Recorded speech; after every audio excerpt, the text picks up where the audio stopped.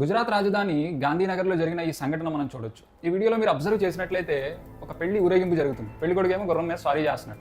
ఇది చూసిన ఒక వ్యక్తి కోపం వచ్చేసి వెళ్ళి అతన్ని గుర్రం మీద నుంచి దించేసి పెద్ద గొడవ పెట్టేసుకున్నాడు. ఇతనికి వచ్చిన కష్టం ఏంటయ్యా అంటే గుర్రపు సారీ చేస్తున్న వ్యక్తి ఒక దళితుడు. గుర్రపు సారీ చేసేది కేవలం ఉన్నత వంశీయులు గొప్ప జాతికి చెందిన వాళ్ళు మాత్రమే.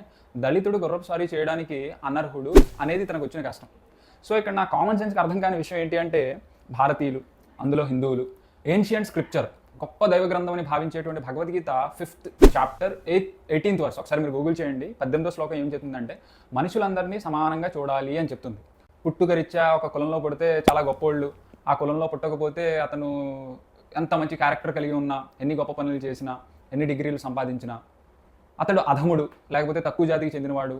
ఈ ఐడియాలజీని సో కాల్డ్ సొసైటీ ఫాలో అవుతున్న ఈ ఐడియాలజీని మనం ముందుకు తీసుకువెళ్ళాలా, లేకపోతే ఏన్షియంట్ స్క్రిప్చర్ అయినటువంటి భగవద్గీత ఇస్తున్న ఐడియాలజీని మనం ముందుకు తీసుకెళ్లాలా?